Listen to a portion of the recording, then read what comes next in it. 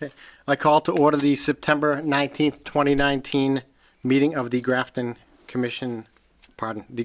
Disability Commission to order.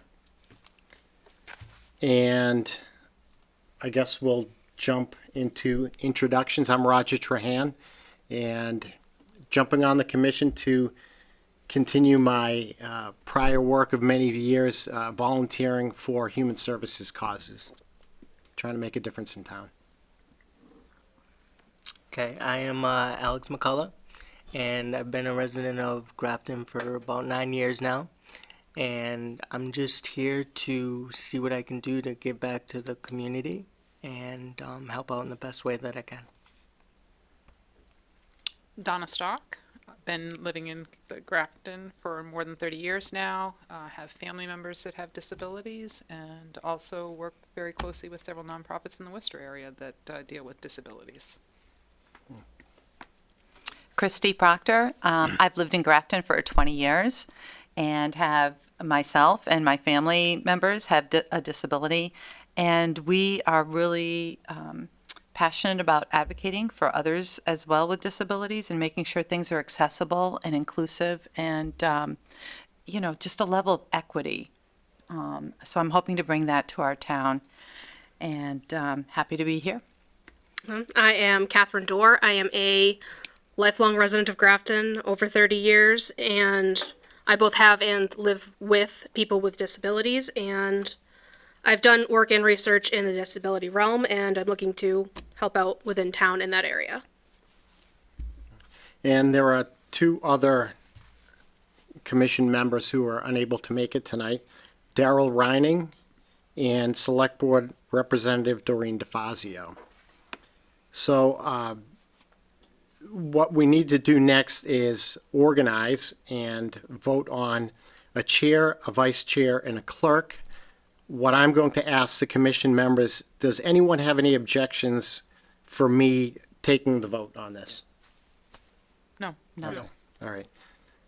So has anyone thought about being chair? I know I have. I kind of I put, nominate Roger Trahan to serve I as chair. second.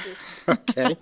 Motion made and seconded to nominate me, Roger Trahan, as chair of the Grafton the Grafton Disability Commission. Any discussion? Hearing none, all those in favor? Aye. Any opposed? Declare the motion carried unanimously. All right, vice chair. Anyone thought of being vice chair, second in command? Now, by the way, these organizations, it's usually 1 year till the first meeting following the beginning of the following fiscal year. It doesn't mean we need to change anything, but that's normally how it would be. So whoever is in these positions, it's not a permanent thing during the tenure of the commission. Can we nominate people who aren't here? Actually, okay. Thank you. I'm only, Well, but actually, it is a good question. It is a good question, and I've been in communication with both Doreen and Daryl, and neither of them at this time, wish to step into either of these three roles. And I know that Daryl just came off of being clerk of the Grafton Charter Commission, so.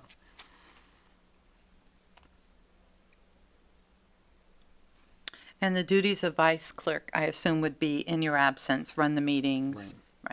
Right. I don't know about anyone else, but it seems like the clerk position is probably the busier position taking minutes than the vice chair on a regular basis. So it's different from the other boards that we take our own minutes. I didn't realize that. Okay. What do you mean? Well, the school committee and the select board have somebody who takes the minutes. Right. Oh.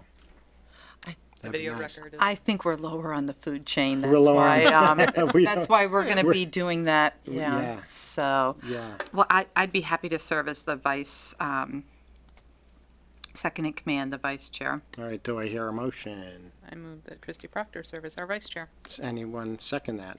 I second. Okay. Motion made, seconded. Any discussion on the motion for Christy Proctor as vice chair? Hearing none. All those in favor? Aye. Aye. All those opposed? Declare the motion carried. Congrats, Well, Madam thank you. Vice Chair. Clerk. Who wants to be the clerk? I know that that leaves basically, there's three people left. I know. Catherine, Alex. I'm bowing out. I know. All right. So, does anyone have a coin? I mean, are either of you prepared to take the minutes on a regular basis? Basically, it's who's present, who's absent, making taking high level notes on the goings on of the meeting. It doesn't have to be an exact play by play, but making sure that the essence of the meeting, the agenda items are captured, and that all votes are recorded, yay and nay. And then typically within a month, bringing to the next meeting, which we should be meeting monthly, bringing to the next meeting the draft minutes for approval. So you get some time to play with for the minutes to be put together and approved. So, not to put any pressure on either of you, but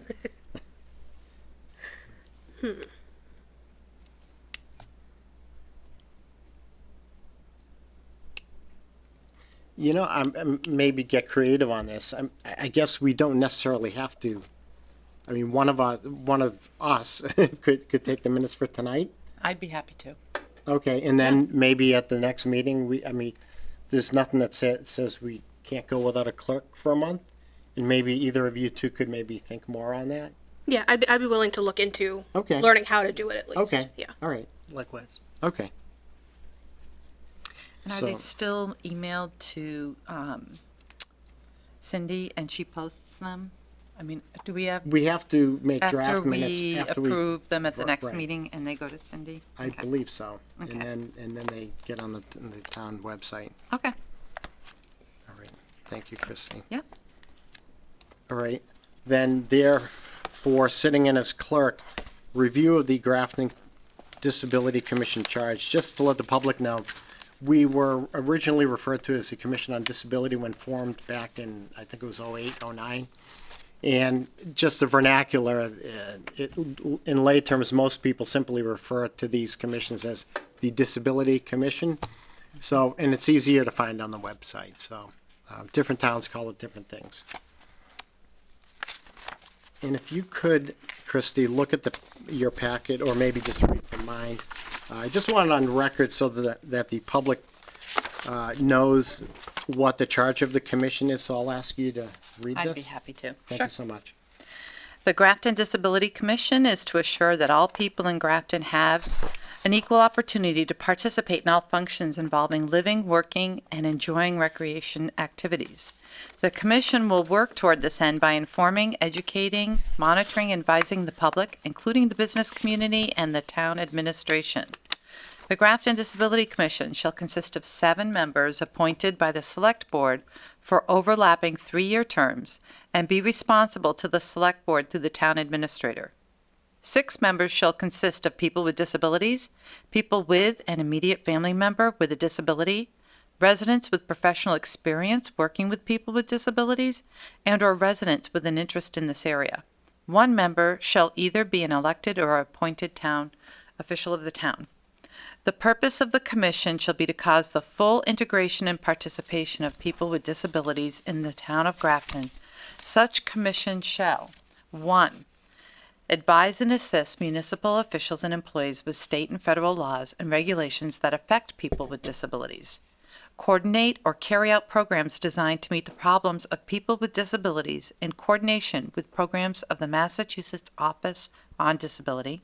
3, review and make recommendations about policies, procedures, services, activities, and facilities of departments, boards, and agencies of the town of Grafton as they affect people with disabilities. 4, provide information referrals, guidance, and technical assistance to individuals, public agencies, businesses, and organizations in all matters pertaining to disability. And 5, help raise awareness and sensitivity to the needs of the people who are disabled. The commission shall meet at least once every month. Minutes will be kept and filed with the town clerk for posting. This was approved October 7th, 2008, and it's been updated August 13th, 2019. Thank you, Christy.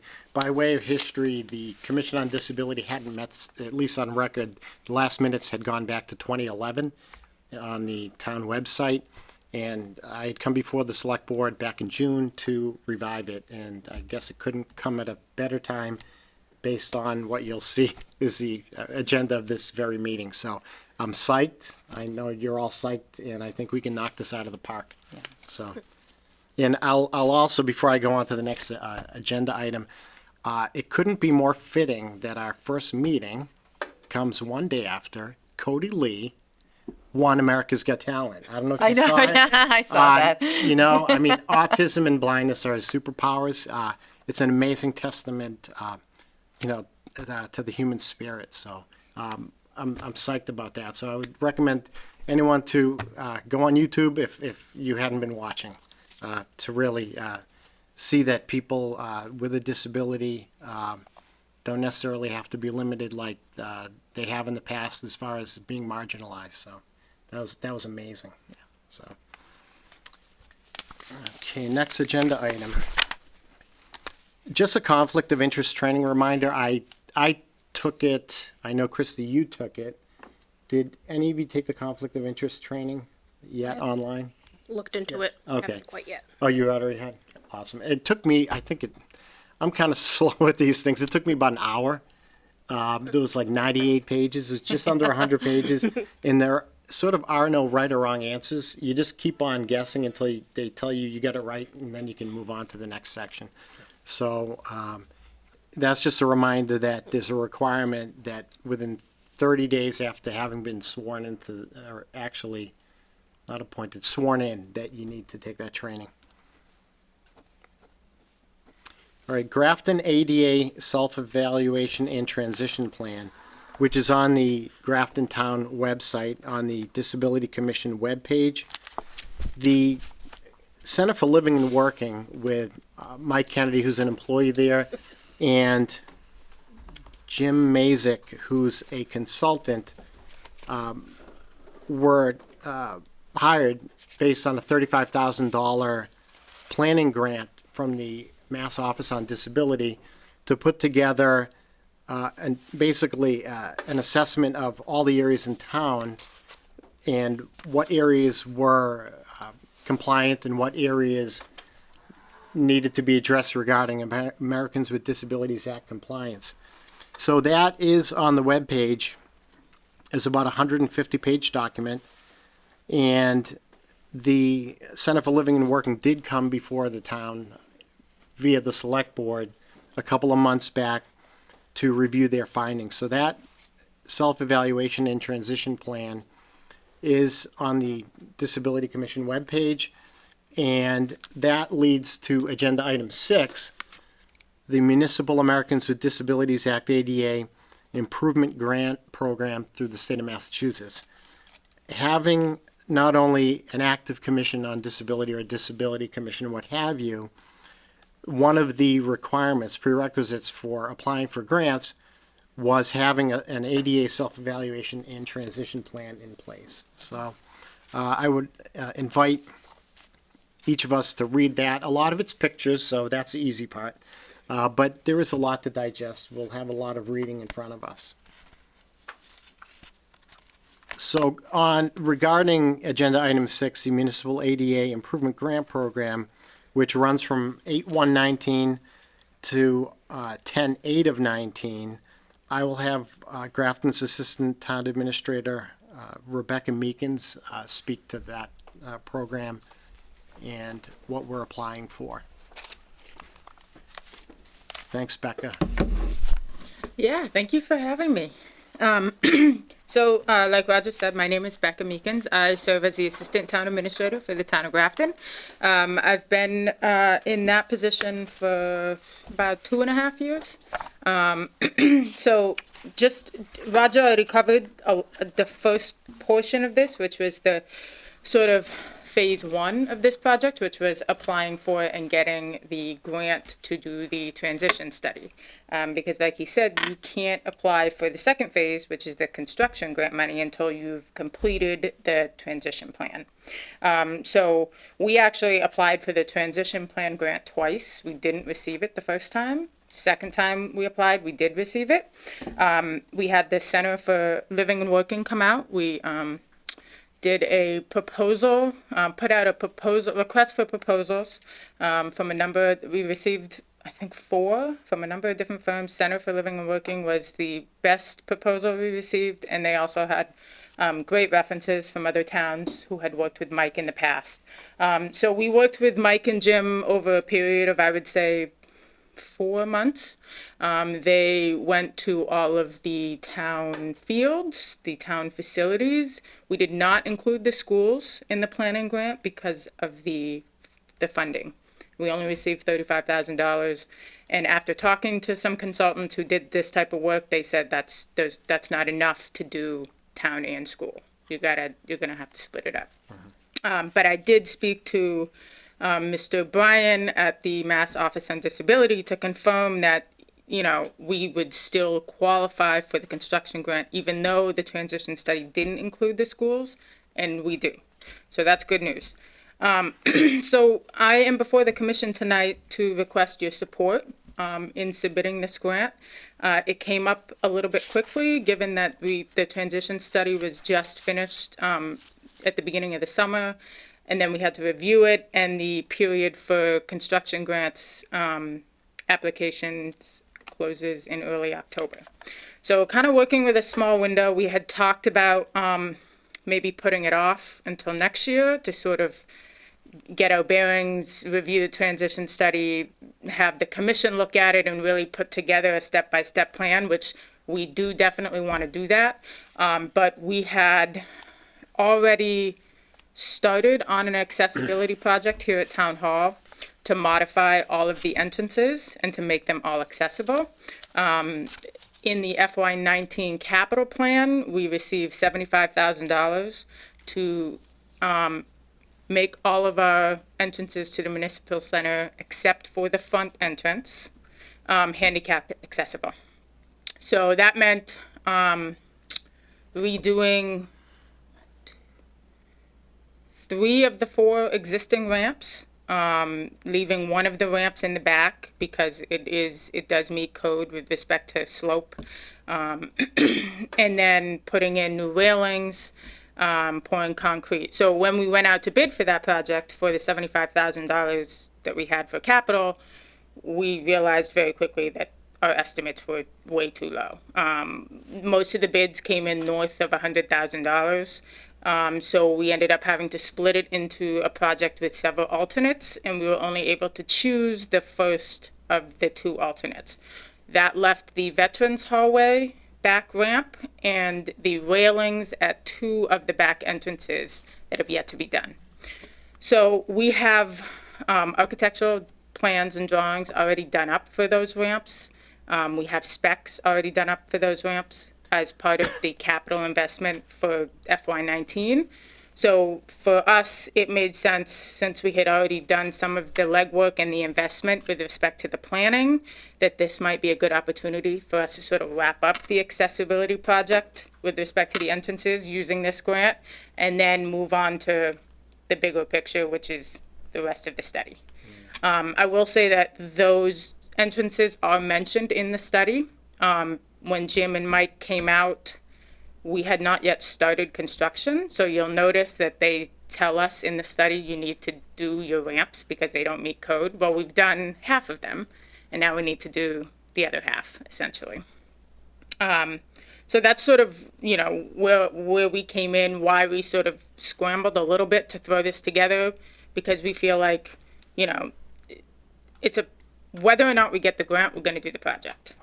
We will request funds at October town meeting for this project, these $50,000. If we get the grant, obviously we'll use the grant. If not, we'll move forward if town meeting allows it, do the ramps, and then move on next year. We can reapply, and we can talk about how we want to organize the plan and what we want to ask for moving forward. So Becky, you saying that the ramp that is immediately or closest to the back entrance near the town clerk's office is the one that doesn't need to be worked on? Yes. All right. Yeah, and it the- does need a railing. And that's what I was going to ask. I didn't know if the slope was, Yeah, I'm gonna pull it up so people at home can see it if they want. Yeah, so I don't, I'm just gonna, excuse me, I'm just gonna hit this button so people can see.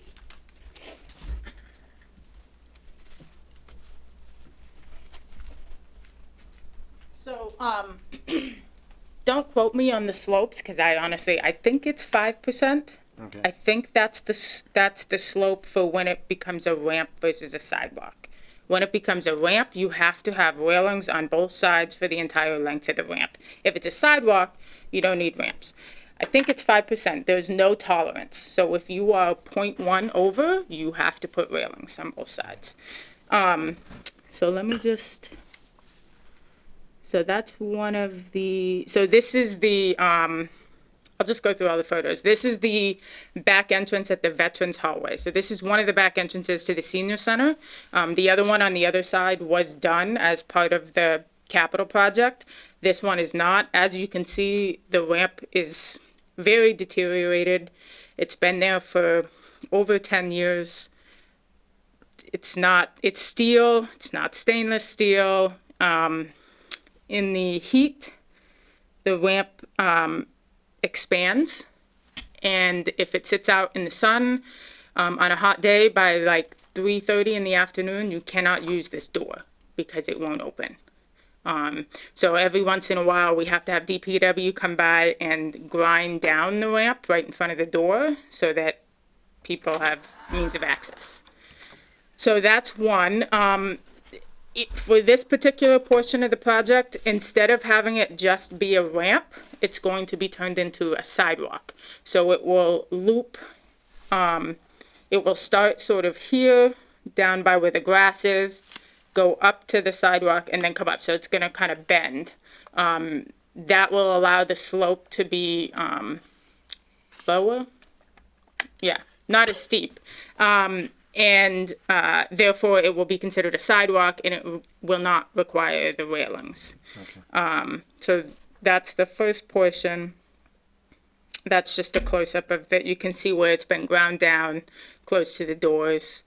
And those doors they do have a handicap accessible button. So when people hit them and then they don't open because the heat has caused the metal to expand, it harms the automatic door system, and we've had several issues where it freezes up, has to be reset, because people don't realize that, the ramp has expanded and the doors don't work. So it's caused some issues, but again, it's something we definitely want to address. This is the ramp you're referring to. I didn't get the whole thing, but it wraps to the left, it wraps up and then comes back around to the door. So, you go up, it's not as steep. You have a longer distance to reach the elevation that you need, so it doesn't require the railings. And it's not called a ramp, it's called a sidewalk. So here we would just be adding another railing on the other side of the stairs, because you do need to have railings on both sides of the stairs.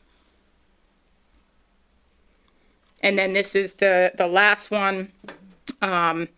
Here we'll just be adding that railing to the other side of the stairs there. What's the slope on that? I don't know off the top of my head. No. Just seemed pretty steep at the top. That Yeah, ramp. this was done, this ramp is new, but it was not done as part of the capital project. It was done before that. We were having issues with this ramp. The concrete was destroyed, and people weren't able to use it. And so we had someone come out and just do it sort of in an emergency fashion. Okay. So this was done prior to the planning grant coming out. I think there are some comments about this particular ramp in the planning grant, but I think this ramp is going to have to be addressed. Again, separate from just adding the other railing. I think it's likely we're going to have to add a railing the whole length. Okay. Yeah. So those are the photos.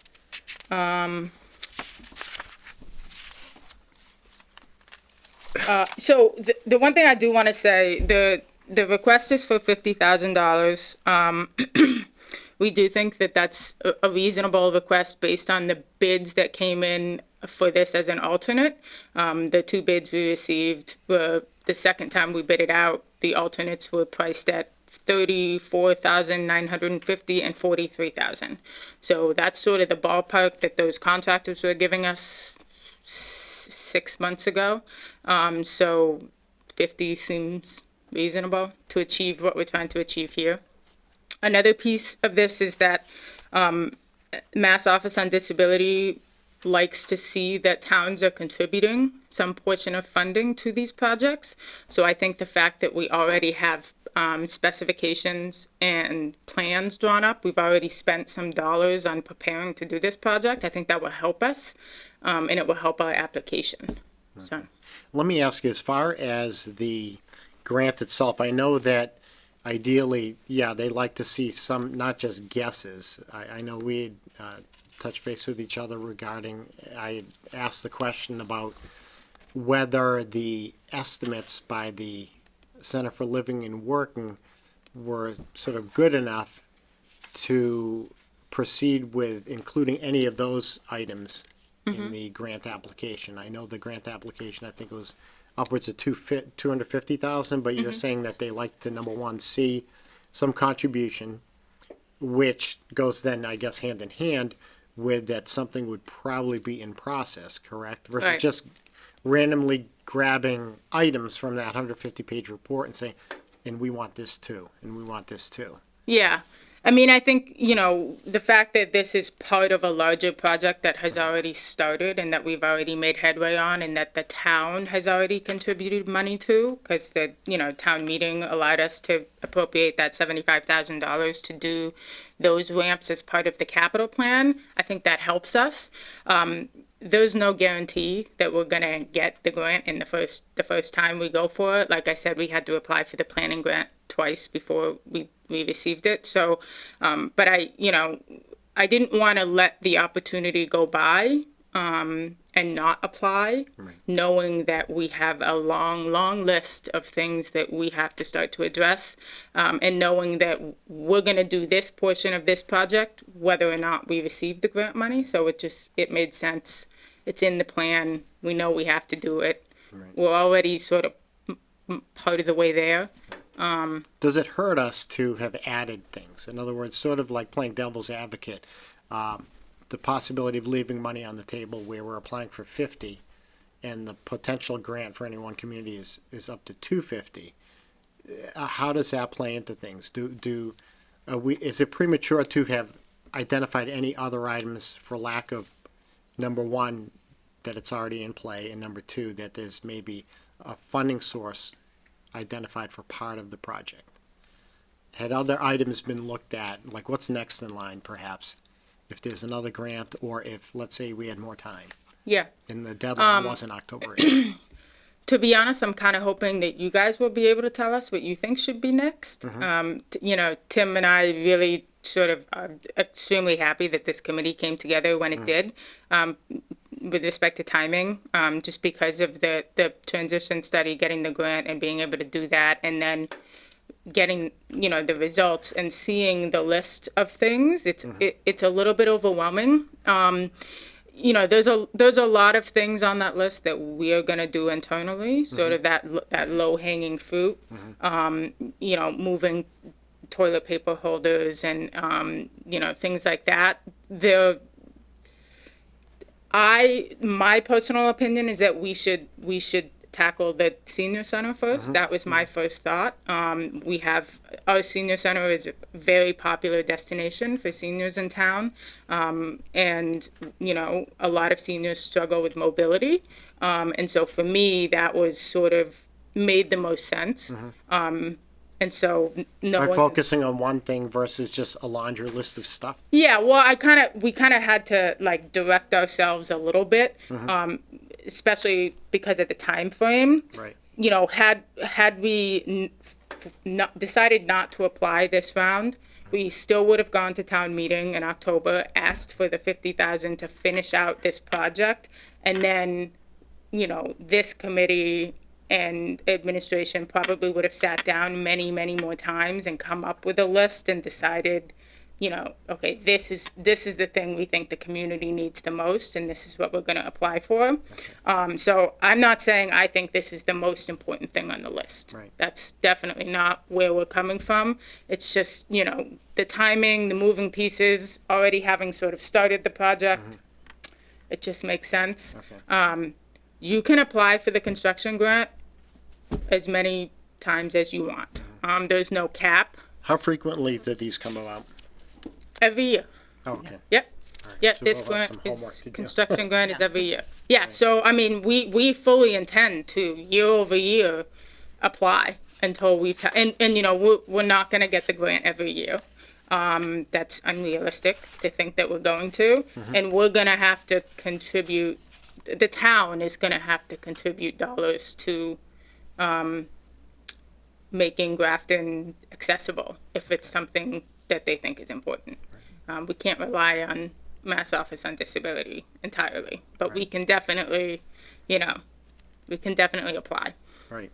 And thank you, Becca. I know that you've listed the applicant team as yourself and the rest of the commission members.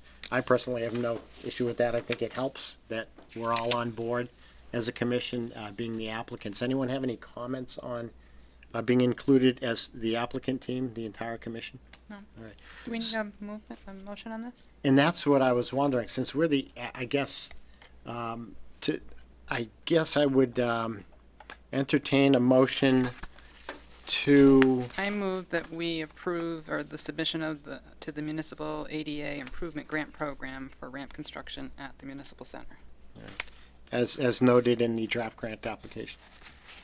Motion made, do I have a second? Second? Any discussion on the motion? Hearing none, all those in favor? Aye. Aye. All those opposed? Declare the motion carried. Awesome, Thank you for All that right, information. thank you, guys. all right. Thank you.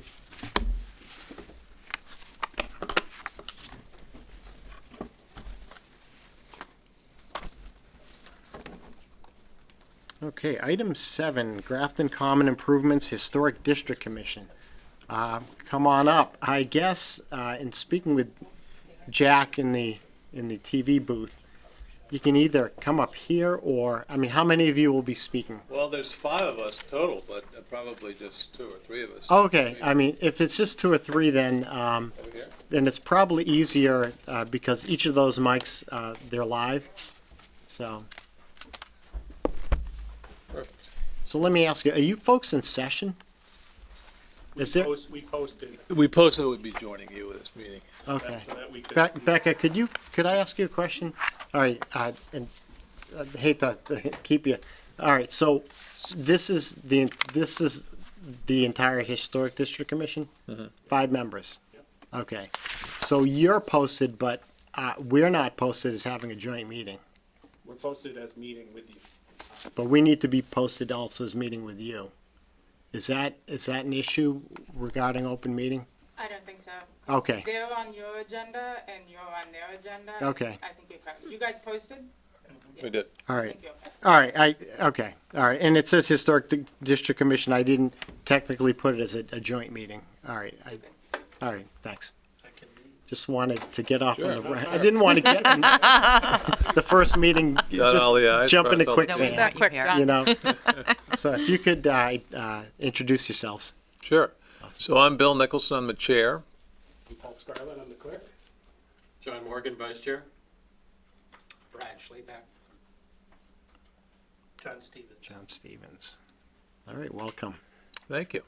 So, I guess I'll tee this up a little bit by just reading verbatim what's on the agenda as authorized by a vote of Grafton's annual town meeting of May 13th, 2019, Article 20. And that was the funding source. An ongoing discussion referred by Select Board during its meeting of August 20, 2019. The discussion will focus on plans for brick pavers to replace current asphalt walkways on the Grafton Common.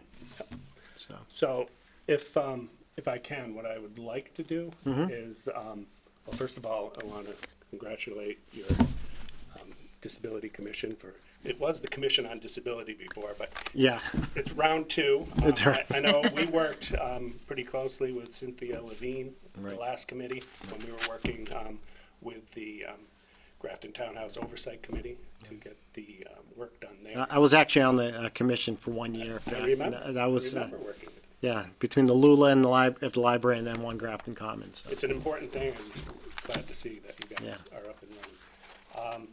What I would like to do is kind of give a little background about what the project is, and then an outline of what it is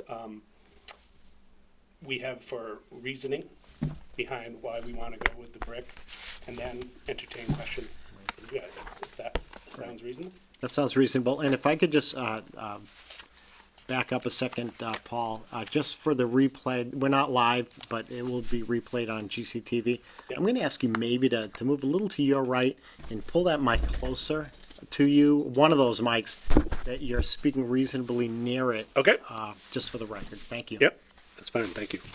So, this is a project to improve the historic Grafton Common. If you're not aware, Grafton Common is actually one of the most intact commons in the state of Massachusetts, and is well known for that. There's information out on the internet if you're ever looking to do tours of commons, and we're right at the top of that list. And so this project is really looking to do some long overdue improvements on the common. It hasn't really had attention in all the time that I've been here, other than, and I've lived in town for nearly 30 years now. With regard to the bandstand, there was work donated by the Lions Club to restore that roof. The bandstand itself is still in need of much repair and painting, as is the fence that surrounds the common. But as far as the walkways and all, those haven't really been addressed. And as we know from the transition plan that was put forth by the consultants that were hired by the town, there are accessibility concerns on the common. And what's really nice is this project, which is really looking to bring back some of the historic elements of the common that have been lost to time, is also going to be able to make the common much more accessible, so that everybody can enjoy it. So the main focus of the project is, it's really two things are, from a cost perspective, the main focus, and that's the walkways, replacing the walkways, and putting in lighting. So it would be period appropriate lighting, similar to if you've been behind the townhouse, the lights that are back there, they'd be a little taller, but coach type lanterns. In addition to that, bringing back some historic archways that used to be at each of the entrances to the common. So they were metal. When they came, they were kind of shaped like a spade, and where the top of the spade, the point was a lantern. So bringing those back, and then replacing the asphalt sidewalks, which are not a historically relevant material and are in need of being replaced, with brick. And that's why we're here, because there's been some concern raised recently as part of the transition plan. There was no comment in the transition plan about brick. No reference was made to it there. But during the meeting when the plan was presented, brick did come up, and some concern was raised because of that choice by one of the consultants. And so Mike Kennedy. Mr. Carlson asked us. Oh, I thought you meant the Center for Living and Working. Yeah, folks. he asked us to present to the selectmen. I was unfortunately unable to attend. Bill and Brad did an excellent job. But then the selectmen, or select board, excuse me, I'm got to get used to saying select board, asked that we come before you, which I think is appropriate. And we planned on doing that anyways. Right. So we're more than happy to be here to discuss this with you. So a packet was sent to all of you, and hopefully you did have a chance to review that. But I'm just going to review the contents of the letter itself And, for the benefit of folks in Right. out there. and it's in part the of the audience. it's part of the meeting packet too online for anyone that may not be aware. Right out of the gate, I made sure that there wasn't just an agenda, but the meeting packet includes Historic District Commission's letter of September 10th, and then the attachments regarding the case for Brick and such that you're going to discuss now. And there are links within that letter to some pertinent sites. And then also, one of the other documents has our references, links to all of our references. So basically, as I mentioned, we're looking to restore the common, and we want to have a historically relevant material used for the walkways. We spent close to 5 years researching and planning for what we knew was going to be a project that would have a lot of attention, because obviously the common is a focal point within the town. We were aware of the need to meet accessibility for that, and that was part of our review. And Brick, actually, if you look at the current guidelines through the ADA, the Americans with Disabilities Act, or even through the State Architectural Access Board, Brick meets the requirements, which is basically that it be stable, firm, and slip resistant. It's important to note that the current guidelines don't outline materials. They talk about what that material needs to do in order to be a approved material to be used. And so by those current guidelines, it does meet it. What I will say is there have been concerns, and they were voiced by Mike, the consultant, during that meeting, that vibrations are a concern based on the amount of spaces between each of the bricks, as well as the number of spaces that are there. There's concern that if they're not laid correctly, that it can cause vibrations, which cause problems with backs and whatnot. That's being addressed by a new version of 521 CMR, which hasn't been approved yet, but it has been written. It's been submitted by the AAB. And in those guidelines, they do talk about brick specifically and pavers specifically, and they talk about installation and how they need to be installed in order to make it so that the vibrations aren't an issue, as well as making sure that they don't shift with time.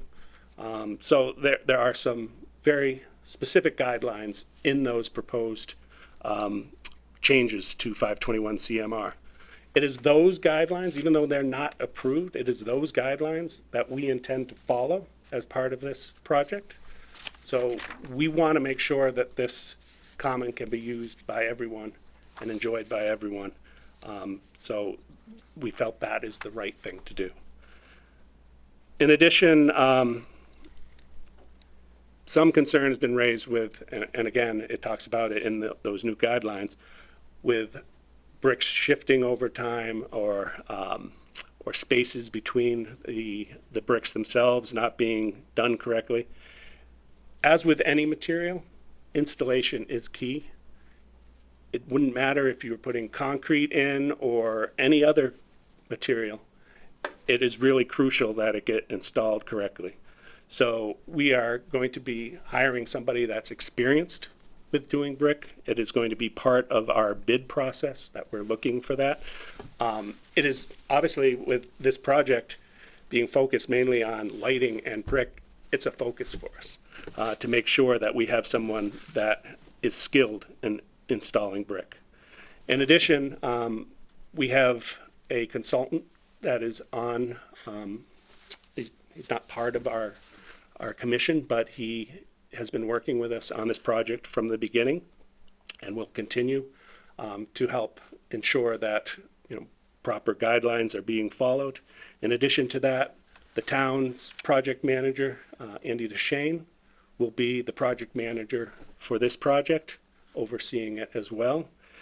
And it's also important to realize that our building inspector will need to sign off on all the work that is done. So you will have 3 levels of scrutiny to make sure that what is done correctly. With proper installation, brick is actually a very low maintenance and long lasting product. If it's installed correctly, we won't have problems with it for years and years. And I will point out that one of the documents that we provided to you was specifically, it was done by the brick industry, but in conjunction with federal agencies.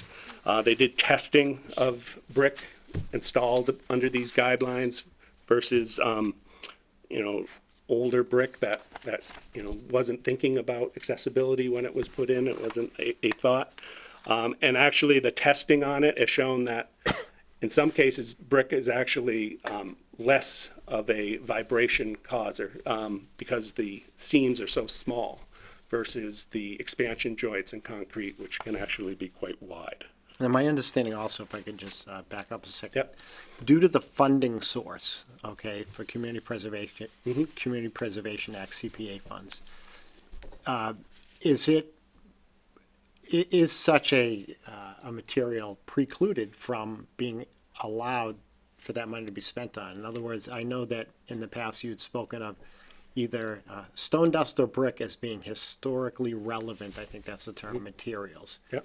So because of the funding source necessarily on this project, is concrete or stamped concrete not allowed as being looked upon, or those specific CPA type funds being spent on anything other than historically relevant materials, i.e. stone dust or brick? It wouldn't necessarily preclude it.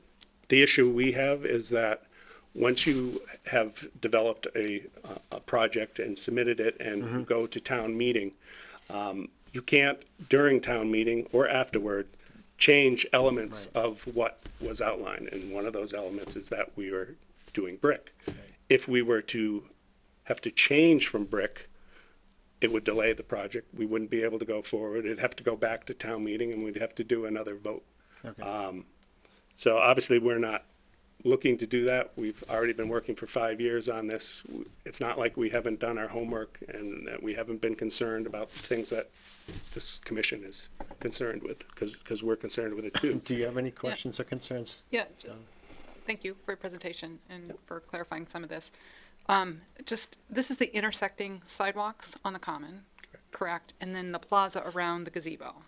Yeah, we may be able to utilize some of the brick there is brick already on the common around the bandstand. It's not So, asphalt there? No, that Okay. isn't asphalt. That's actually brick. And the nice thing about brick is it's sustainable. You can reuse it. So it is our hope to reuse that brick and incorporate it into the plant. My question is on the photos and all the explanation that came from this document, from the brick industry that you just referenced. Yep. None of these examples are really a pathway. They seem to be plazas or large areas that they've incorporated into utilizing brick and brick of different types. So I'm just curious, why will we have encounter some of the same concerns with just a narrow brickway sidewalk? Yeah. The walkway is actually quite wide. What do we measure it? It's like 7 I think feet. it's 7 or 8 feet. It's like 7 or 8 feet, so it's wider than, well wider than a sidewalk. I think that's coincidence that they have plazas and whatnot. The same mechanics would apply whether you were talking about a walkway or a plaza. And then the only other thing I would ask is, we received some correspondence from Michael Kennedy, who was, I guess, from the Center for Living and Work, And I was going to mention that at some point in the discussion. What were you going to say? that he is I believe, uses a wheelchair, but recommended brick band with concrete in between. So the bricks would run along the side of the sidewalk, but the concrete would be in between so that you would minimize the different things that he was pointing out here, so. And, again, I would point to the studies that were done that actually show that the brick vibrated well within the standards that are being put forth by the AAB and actually tested as having less vibration being caused by them. So I certainly feel for people that have experienced that, and unfortunately, I think brick gets maligned because it does last so long. It's been around for a long time. Walkways were put in before any thought to accessibility was given. Because they do last a long time, towns don't necessarily maintain them. Maintenance is key. No matter what material you use, you have to maintain them. And so I think that leads to a lot of the concerns that are expressed by people with disabilities, because they're running into situations where it's not ideal. We're talking about building something using a material that is very long lasting and can be put in to meet the guidelines that will reduce vibration and be acceptable to people with disabilities. The AAB they're not recommending elimination of brick. They're putting forth these new guidelines that include brick, knowing that, there are places where the historical significance of it is pertinent. And I view this as a great kind of, joint project, if you will, between the Commission on Disability, or Disability Commission, I get used to saying that too, and the Historic District Commission, because, it's the first project that, other than maybe Becca's beating us with, with hers, but, that we have a chance to work on together with you guys and really, see the benefit for both, our constituents. I know that these came in yesterday, both from Mike Kennedy and Jim Mazik actually had elicited their comments, because I know that in the August 20th Select Board meeting, although you didn't mention Mr. Kennedy by name, you had intimated that the possibility that his experience was based on non-compliant installation from years ago, and that opinion may have carried forward to a more general opinion of brick overall as a suitable surface, at least in his situation, for a wheelchair. So both Mike Kennedy, without reading the length of their email, Mike did speak of his concern about the temperature fluctuations and the need for that to be really put in properly, because we're in the Northeast, versus a Florida installation or something like that wouldn't necessarily have the heaves, the frost heaves and such that we see up here. And although not an ADA issue, he mentioned, pushing baby strollers and things like that. And he mentioned, in his opinion, personally, that there is an adverse difference wheeling over brick pavers versus typical concrete. And also mentioned the assumption about there would be resources available that would necessarily keep up on these things, that would maintain these things. And Mr. Mazik did mention, and it did acknowledge that bricks and pavers do meet the standard of firm, stable, and slip resistant, and did, with the caveat, yes, if installed properly. So I guess that's the important piece here. I appreciate that. I would point out that the guideline he just referenced there is not the guideline that we're talking about holding this project to, which is the proposed guidelines, Right. which are to deal with the types of issues that they've raised concerns about. I did listen to that meeting, so I did hear the concerns that were raised. As far as maintenance is concerned and frost heaves can happen with any material that you put down. Again, installation is key. We are going to follow the guidelines that will enable this brick to be laid in such a way that that won't be a concern. If you look at the brick that's up there, that has been up there for years, it's completely flat. There haven't been any frost heaves. The real challenge is going to be around the trees. That's going to be a challenge. We've already met with an arborist. We will be hiring an arborist to deal with that. There are ways that you can limit damage to the trees. There's a process where they actually use air to remove the dirt, so they can then prune the roots rather than just chopping them out. I was choosing that to revisit that whole discussion, because I know that was a discussion that did come up as a significant issue. I know brought up by Mr. Yeomans at town meeting.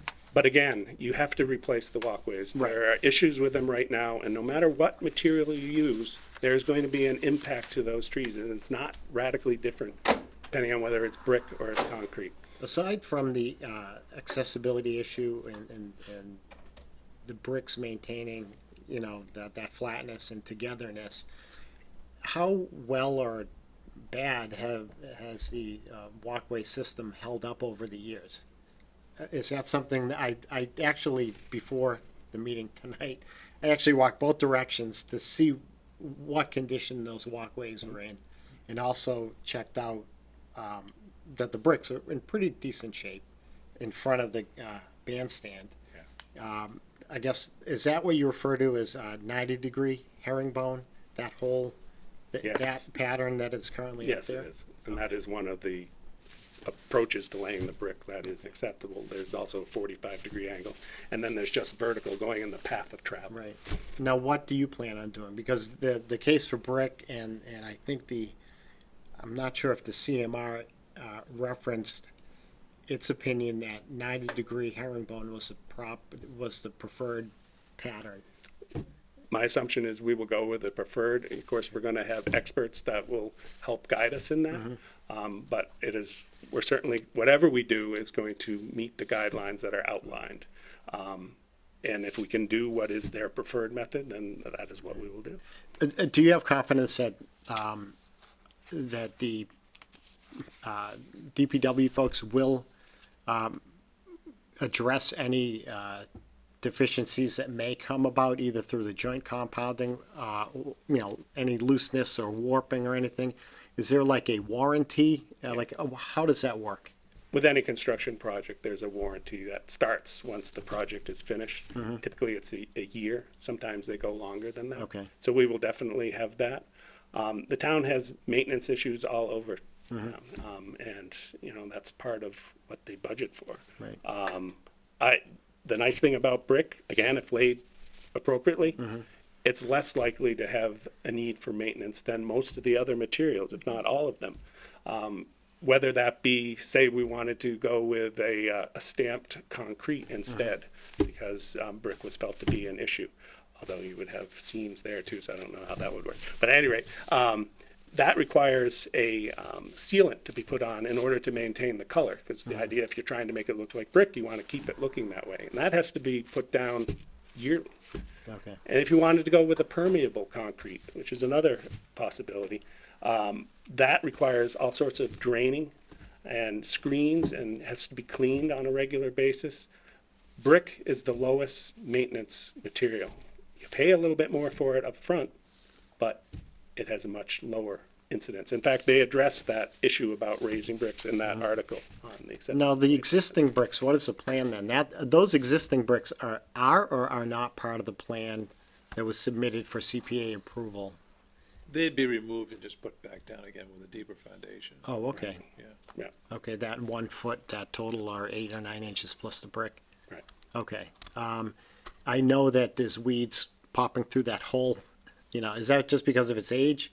Do we not anticipate that weeds will be part of the issue that may come up? Because right now it's really not. There are a few areas at some of the entrances where there's a space between the asphalt, where the street meets the walkway, where there's grass growing in. But generally, that whole surface lacks any infiltrating weeds. But the bricks in front of the bandstand are a mess from that standpoint. It's maintained its levelness, which is nice. There's maybe 1 or 2 bricks slightly out of place, but is that a concern over time? You can get weeds growing between you see them on our sidewalks that are concrete. I think they'd probably put down some sort of a membrane, but we'll have to. Okay. Is we haven't membrane specifically and discussed sand. And certainly the town can try and limit those with spray, but they may not want to do that on the common where it's being used as broadly. But there are non-toxic materials that they can spray, certainly. The joint should be so tight that there really isn't a lot of room. Right. You find it where you have wider space between the bricks, but that gives the weeds an opportunity to seed themselves. So you're talking like what, like a 1/16 of an inch, or? It's just a almost like a knife. Okay. The specs are right in that Right, article. I saw it. Enough to pour the sand in, but not so close that they're rubbing against each other. Which limits the vibration as well, because the seams are so tight. All right, so the standards call for bricks that are not beveled, Correct. bricks that are preferably the wire cut and Wire- flat. Wire cut bricks that are flat, correct. And no mortar between them, just the sand and nice tight spaces. yeah. You don't want mortar. No, that would make lots of Then it would vibration. be Yeah. impossible to repair, then you'd have to destroy. Right. Right. Right. Yeah, it wouldn't last as long as the mortar, won't last as long as the brick. Is there any concern, I'm not an expert in this, I'm only going by what I've read, so I highlighted a few areas. So, unless I'm mistaken, the revised versions of the 521 CMR, there are two areas they call for, aside from the materials, they talk about slope. And so you have the sloped area is basically 2 Grafton Common in front of the country store leading up to the Jerome Wheelock in front of that statue. Whereas the flat area runs from, 140, toward the Congregational Church. And so that's the flatter, the narrower portion of the common is more flat than the slope that goes from in front of the country store to the Wheelock statue. Does that become an issue, that sloping versus is more care needing to be done in installing that length that is on a slope versus a narrower length that is pretty flat? Because they do, unless I'm mistaken, they do speak of gradient and a slope when you're working with brick. And I think it was like, it seemed like some ridiculous standard of like 3/8 of an inch for every 10 feet of length. And that's pretty flat. So I just found that unusual that unless I'm not reading these new guidelines correctly, that they would put such a strict standard of not allowing, a sloped surface to be done over in brick. Well, it probably goes to the same slope that would apply to ramps and whatnot, although that sounds like it's much Right. less than that. Right. But anyway, There's there's not less. a huge slope in the area of the common. I don't view it, I'm not, a contractor, but I don't view that as being an issue, and it hasn't been. And from my layperson's look, I don't think it would be an issue, but then again, I'm not an expert in these matters. And so I was just looking at the CMR as revised in section, I think it was 7. And so, If it's important, Andy DeShane is upstairs at the DPW meeting, and he said he would be available to come down and could address that question if you want. I feel he'd be more okay. knowledgeable on that. And one of the other related matters, and it probably falls under your purview, was the one Grafton Common, the back entrance and walkway, was presumably an ADA project, correct? Yeah, well, that was part of the project, certainly. That and fire safety, yeah. Okay. The walkway itself, if anyone's ever been back there, is certainly not, in my opinion, the standard that I would want to see as the end result on the Grafton Common. It's all warped. There's and maybe part of this, and to John's comment, I think the spacing was way too much. But I'm kind of surprised that being an ADA project, that wouldn't have been considered as some sort of standard that would have maintained that intact. And so I just don't want to see that happening Right. No, on the common. first of all, I don't know that it's out of compliance. I don't think any of us do, because the building and its surrounds was not part of the work done by the consultant. Okay, So if it is, then the town should address it. right, Unfortunately, that's out of the warranty period now. right. But Andy DeShane, was he the is it OPM or Yes. engineer or Yes, he was a project manager. project manager? Project Okay. manager at that point. So- That was a much bigger project. The walkway was not a focus of that project. The main focus of that was really dealing with fire safety Right. and dealing with the different levels inside the building. If we had it to do over, would we want that walkway to perhaps have a little more attention. Probably, but again, I don't know that it's out of compliance. All right. I would have you as it look at, stands in other words, today. just as an aside, I would want you folks to look at that. Oh, I It's- have. It's not, Isn't it something we should look at? well, I think we should look at it, but I think as a historic district commission, isn't that within the bounds of the historic district? Yeah, it's a town building, so it's really, and it's also, it's leased. All right. So it would have to be addressed with the, within the tenets of that lease, which I believe, the leaseholder has responsibility up to a certain dollar amount for repair work. But you're right, Donna, it is our, yeah, that is, that's. Yeah. We shouldn't if be it's out of passing the buck, compliance, but yeah. It there's should only- be addressed. Right. But, just getting back, that was a much bigger project. Walkway was not the focus. Walkways and lighting are really the main focus of this project. It's 99% of the work that we're doing. It will have focus. And, you know, we want to make sure that it gets done right. It certainly had plenty of attention on, you know, making sure that what is done is going to end up being something that the town can be proud of and everyone can use. And so we know that it has that focus and we'll treat it as such. Are there any other projects that you can point to that use these similar standards that have withstood even a few years in the Northeast or in Massachusetts?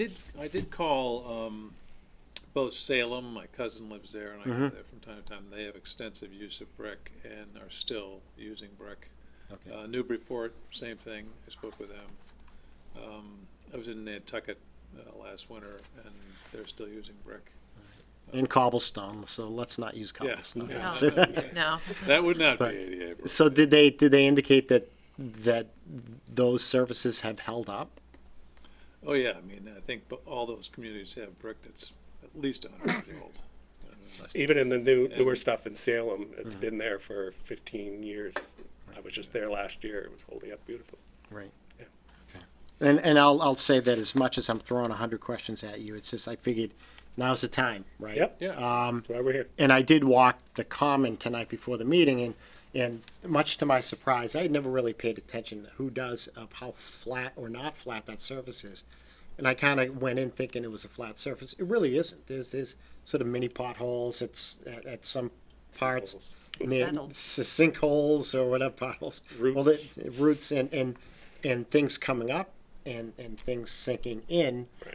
And it was less of a flat surface than I initially thought because of the visual. It's all black, so you don't the areas that need repair don't jump out at you. You Right. refer So to you- the asphalt walkway? The asphalt walkways, that there are areas that I could see could be tripping hazards. If you had asked me yesterday, is that a flat surface? I would have said absolutely flat, but it really isn't.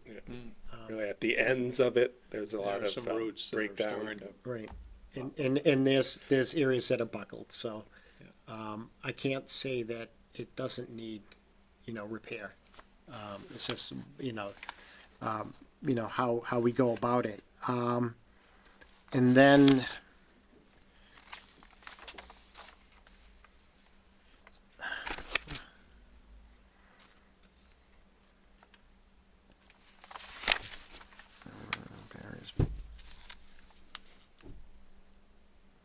all right, so although this doesn't have to do directly with the trees themselves, but root barriers so is this going to be done in a way that the roots are not likely to grow into or obstruct? In other words, the way you're going to try to maintain the integrity of the root system of these trees, and then you dig down, do you reasonably anticipate that once this thing is laid down, that those roots aren't going to somehow, within a short period of time, compromise the integrity of the flat surface? Right, that'll be part of the evaluation that the arborist will give us. There are a number of methods that they spoke to that can be used to address roots, and really which one you use depends on the specifics of that tree. There are trees, the larger trees are the ones that are closest to the walkways, which, presents challenges. There are several trees there that are already in, not the best of health. We may have some tough choices to make on trees, but ultimately, we want to make sure that what is created ends up being safe, because if you compromise a tree's root system too severely, then you compromise the integrity of that tree. And obviously, we don't want to create a situation like Right. that. Now, who's our tree warden?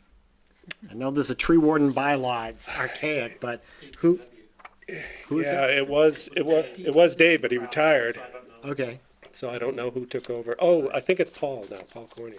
Yeah, okay, so is he involved in that too? he will be, and Okay. I have talked to him. Okay. So, he's aware of the project certainly, but, when it comes time to actually move forward with decisions and whatnot, we'll definitely involve the tree warden. Okay, because one of these things said, while root barriers should be specified during initial design, it is possible to install them years after planting a tree. However, root damage is likely to affect the tree's health. So, that was an area of concern that is kind of separate from this one. But I just want to make sure that, you would assess that the roots wouldn't come back up anytime quickly to compromise, a $500,000 project. Most definitely. And I also wanted to mention too, and I had forwarded the letter to the committee, is Bill Yeomans wanted to be, go on record as having submitted to us in a letter dated September 16th. And then he simply attached his letter of July 30th to then Chairman Spinney of the Select Board, where he makes a comment. I'm not going to read the whole thing.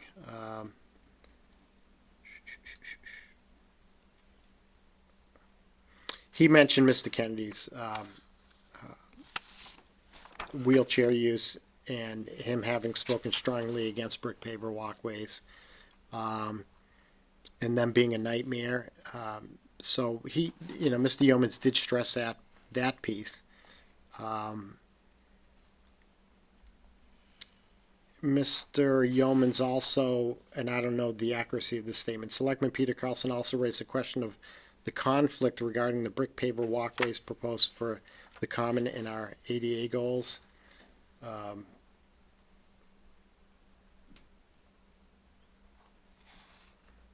He felt that there was a compliance issue, and that many considered to be with a brick structure less ADA compliant and handicap accommodating than what presently exists as blacktop covered walkways. And he did mention the maintenance chore and costs will be borne by the town loan. I know that CPA funds can't be used for maintenance, so. No different than any other. And when you think about how you'd repair a concrete or an asphalt, it has to be cut out or excavated out, and Right. then they have to mix new concrete or asphalt. It's actually more expensive than brick. You just pop the bricks out, dig a little sand out, put the bricks back down. It's And it's less sustainable, expensive and permeable. quicker.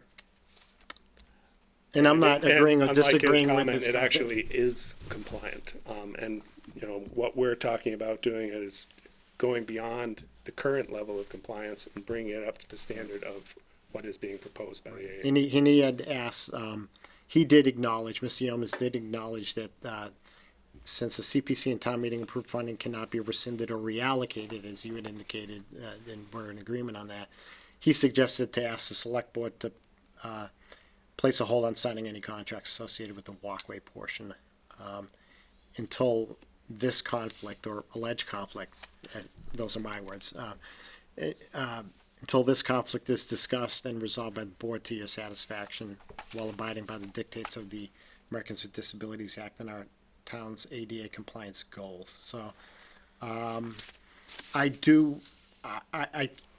will acknowledge that the old standard, I think, was probably in many respects a horror show. You see trees growing through and all these buckled mounds of brick that people have to navigate through.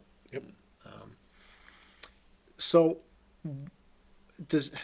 I feel like I've hogged this conversation only because of the nerd part of me reading every word of this, all of these, these You're in brick. good company. Yeah, so it's sort of like one and done. It's not like we're going back, so ergo all the questions. Does anyone else have any questions or concerns or vetting of this particular project and the proposal for brick? What type of motion, did you get any feedback on what the select board was looking for?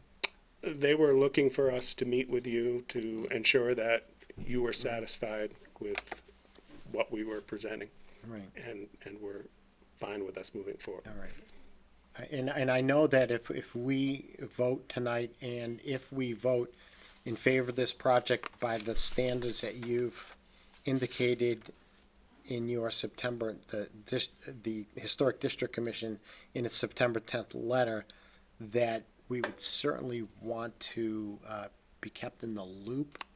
We planned on doing that. Yeah, long yeah, before any of this came.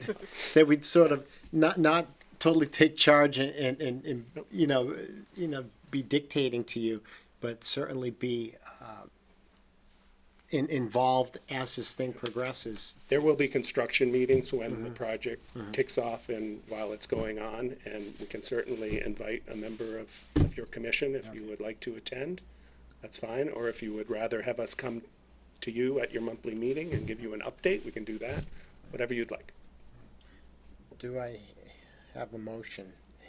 And it may be a detailed one or maybe not. Some of these things are by cross-reference to documents and letters. The most prominent of which is the Historic District Commission's letter of September 10th, 2019, of which we all have a copy.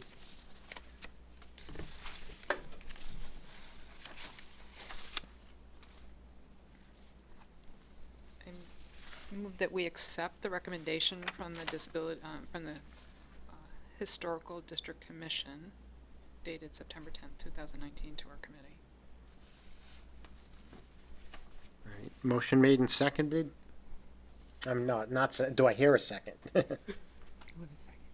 Do I have a second on the motion? I'll second. Okay, motion made and seconded to approve the recommendation of the September 10th, 19 letter of the Grafton Historic District Commission. Any discussion on the motion?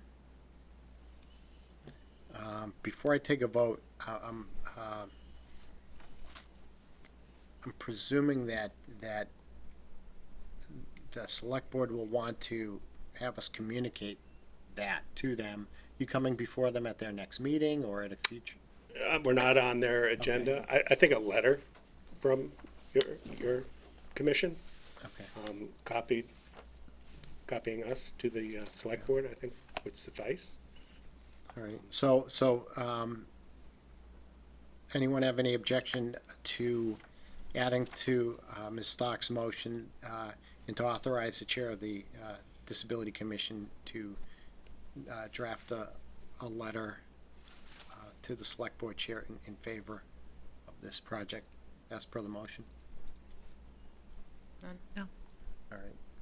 All right, any further discussion? All those in favor? Aye. All those opposed? I declare the motion carried unanimously. Thank you very much. Look forward to working with you guys. on All the right. project. Your 5 years of hard work getting this. Nothing's ever easy in this town. I'm sorry for. That's all right. You get a better project in the end. It's a good Yeah. process. So, thank you very much. Thank you. Thank you. Thank you. Thank you all for all your hard work. Now you all know I'm a talker, huh?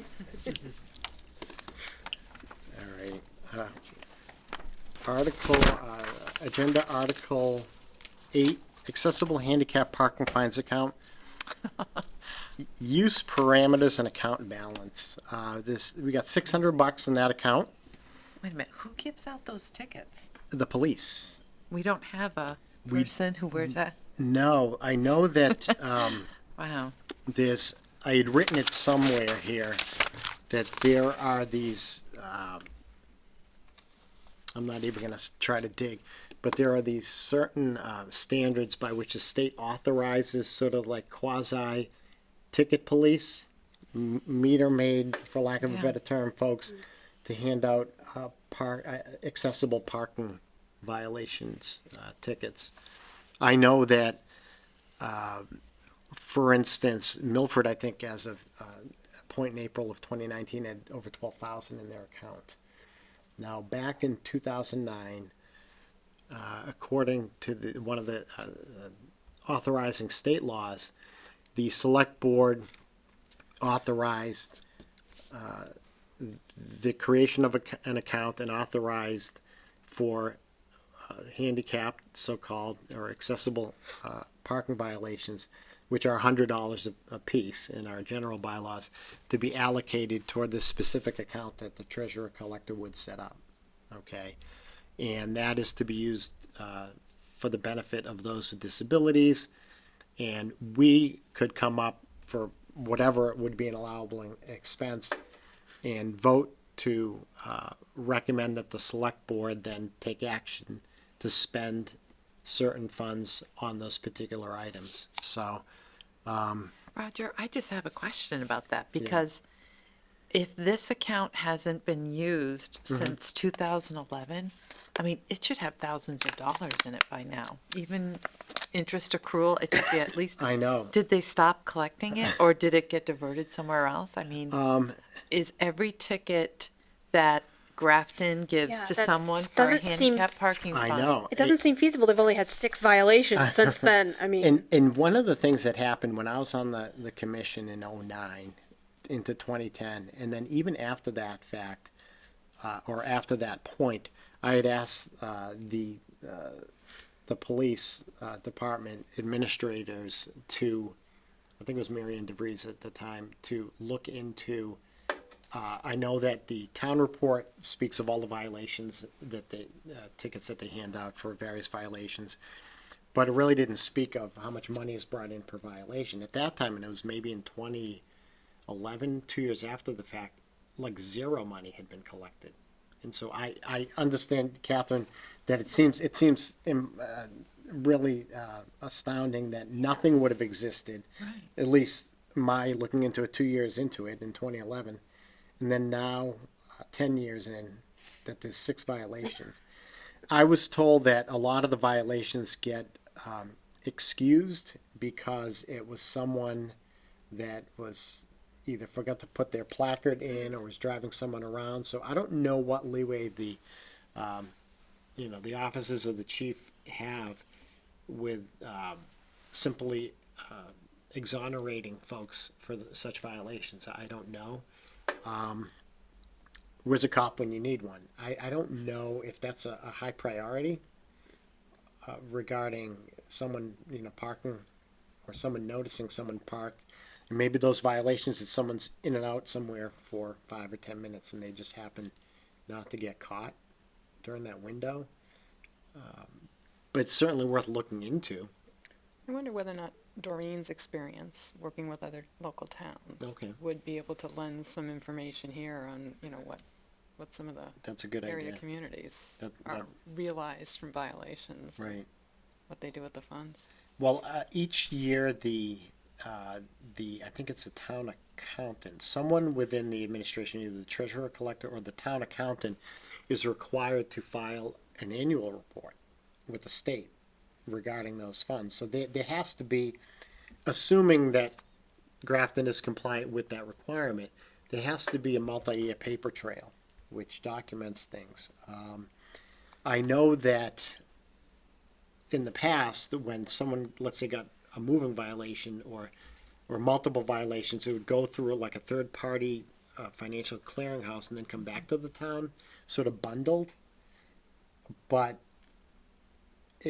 I'm thinking that a parking violation would probably be a singular occurrence, so that it wouldn't get lost in a greater ticket that had multiple violations. So that's a good idea to have Doreen address that, and see what sleuth work she can do as far as finding out the mechanics of and inner workings of parking violations. Is that something, so are you volunteering?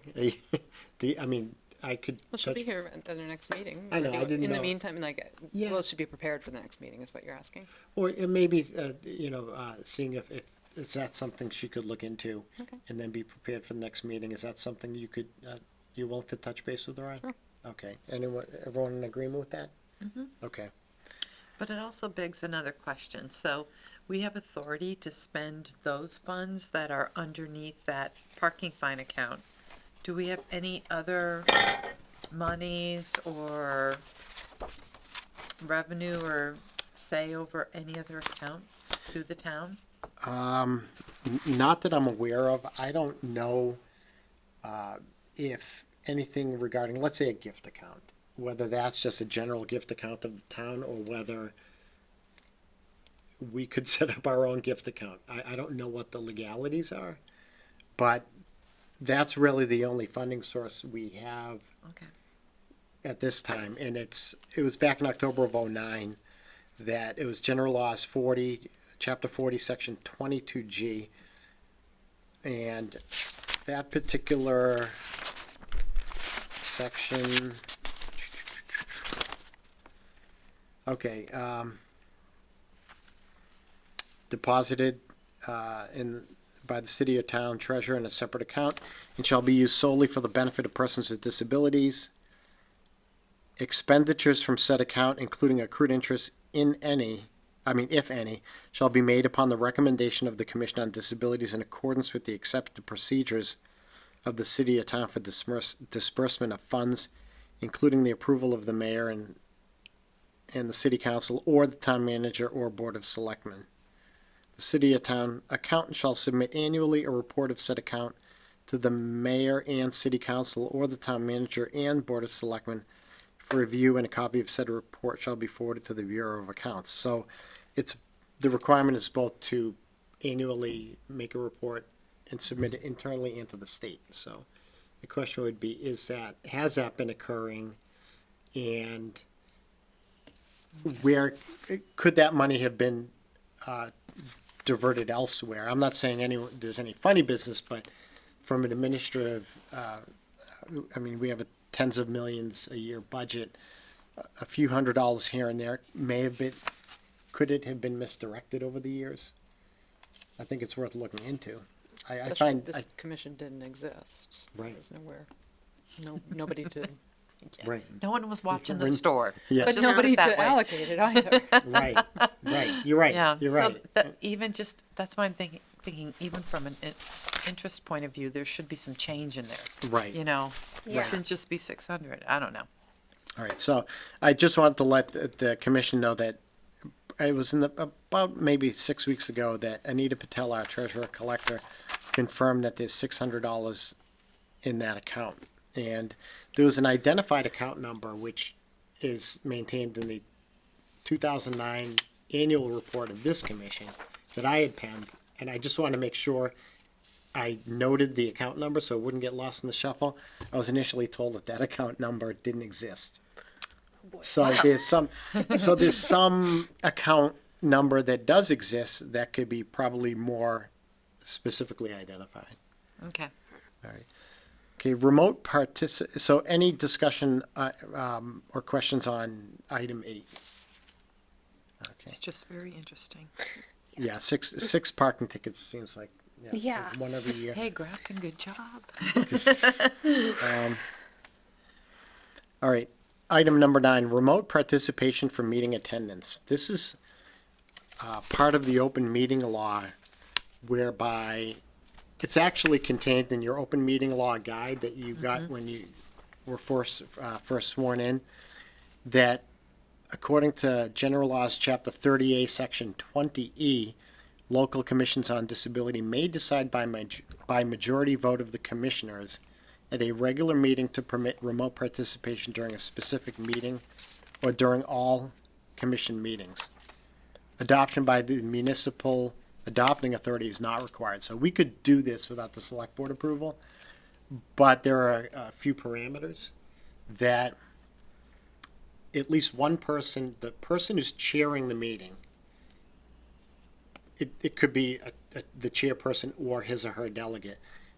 At least one person, the person being the person chairing the meeting, needs to be physically present in the municipal meeting room, which is posted, and that a quorum is maintained, and that any votes that are taken are by roll call, okay?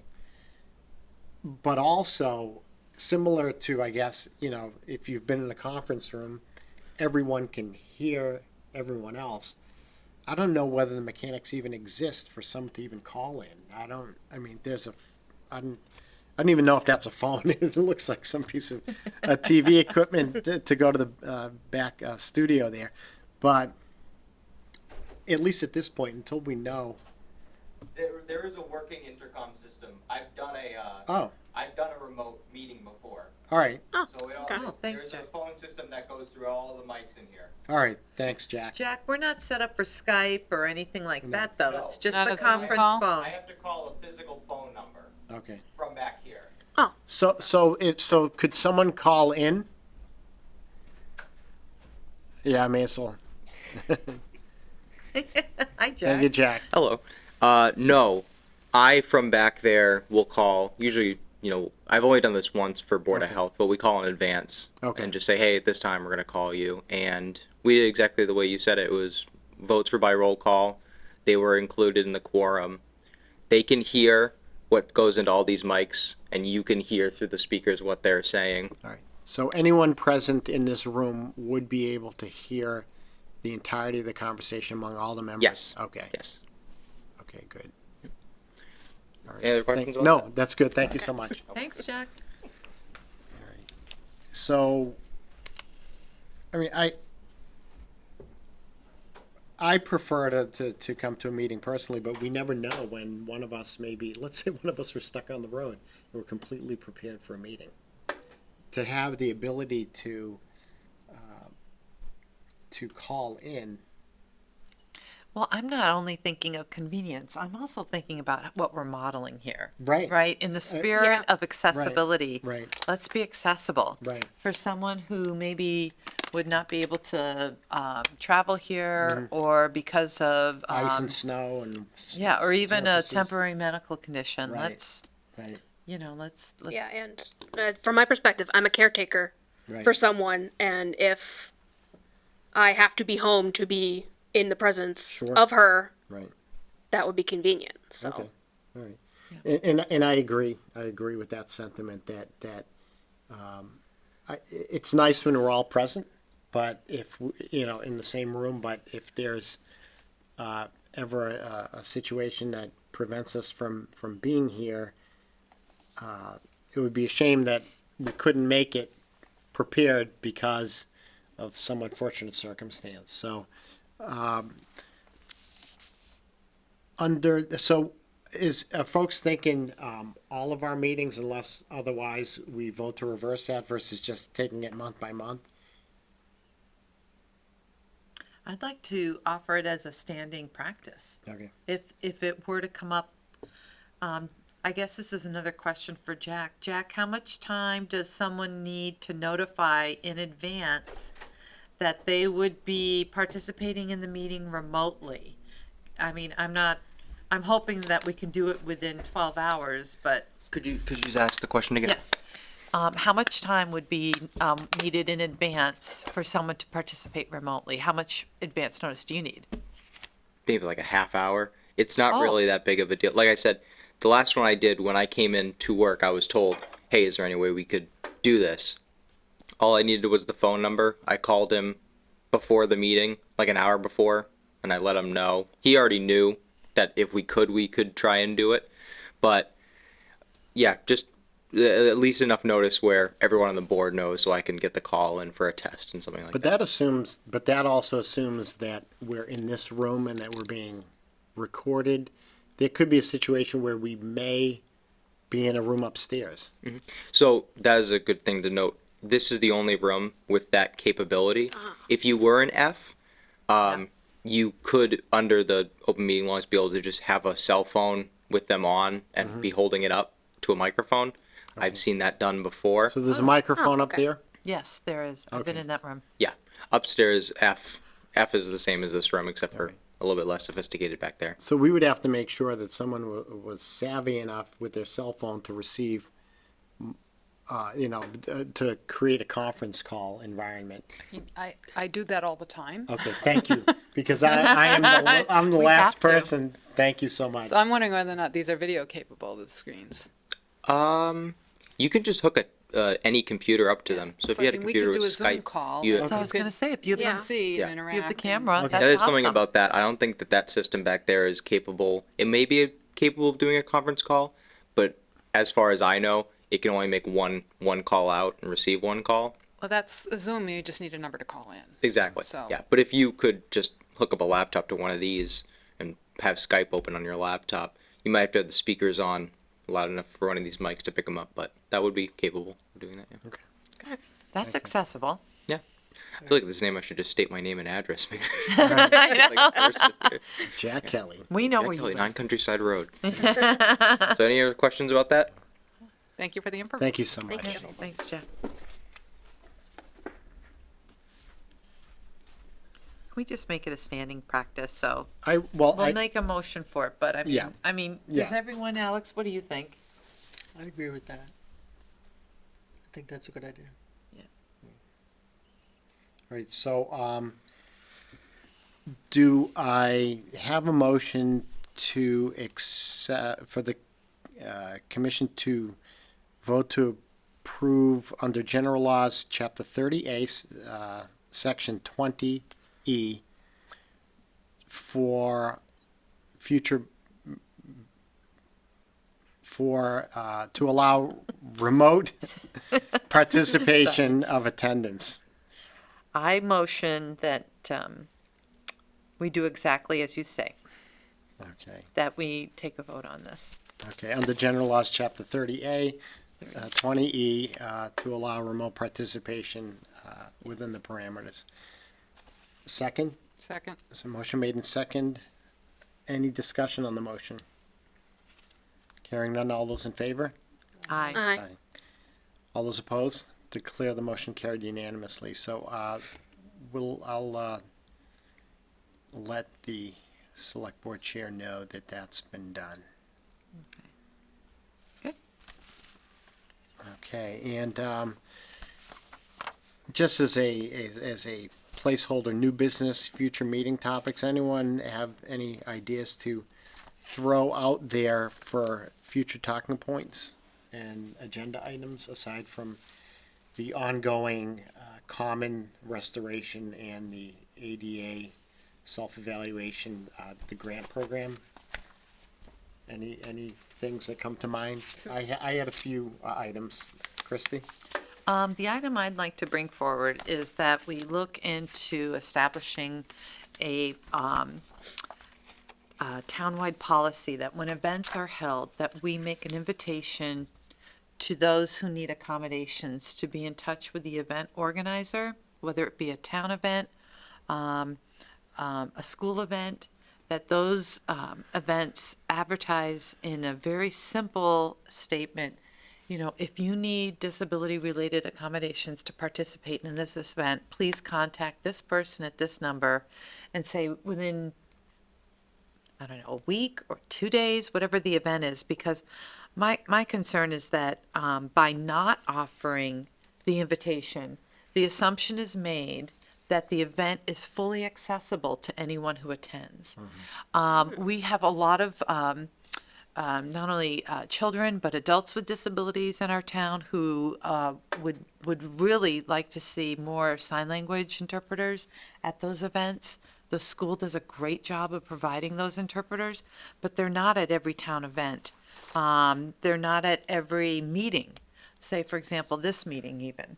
I wonder if there's a way we can look even at some of our recreation programs that are sponsored by the town. I'm not suggesting that we have adaptive recreation, but if someone wanted to participate who needed an interpreter, who needed assistance, whether it be we need to have some things enlarged for participation so that they could understand and read it, that we need a different type of setting because of sensory issues, that we just look into just as a town being more accessible and inviting people to let their accommodation needs be known. All right. That is a good idea. Don? I was a little concerned that the CLW survey did not include school properties because of the cost Right, factor. So right. I'd like to invite somebody from the school department to maybe give us an overview. I'm sure they do have things, but if they have concerns, that they bring them to our attention. Yeah, that's a great idea. I was, excuse me, I was questioning that myself as to why that didn't include the schools. What was the cost? Yeah, and I found that out tonight, and so that's a great idea, because think about all the buildings and services too. And websites. And websites, communication, yes, websites. Communication is, look at the books, look at everything, yeah. All right. And some of the ideas that I had thought of, without getting into detail, are a social media presence. Again, the webpage, which is notwithstanding the ADA self-eval, the webpage, and really having a strong webpage, not only compliant website, but Disability Commission webpage. And I've, without making any reference to specific towns, I've seen some phenomenal setups with other towns, so without having to reinvent the wheel, you know.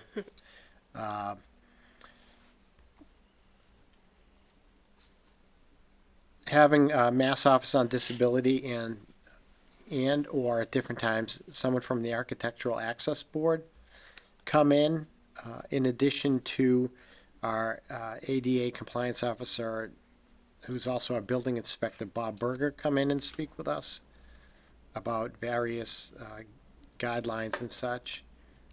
And also establishing, and I think it's in process, a commission email address. I'm told that's in process as we speak, so people can email the commission instead of us communicating through Gmail and Hotmail and Outlook and so forth and so on, to have more of a single clearinghouse to receive communication and correspondence.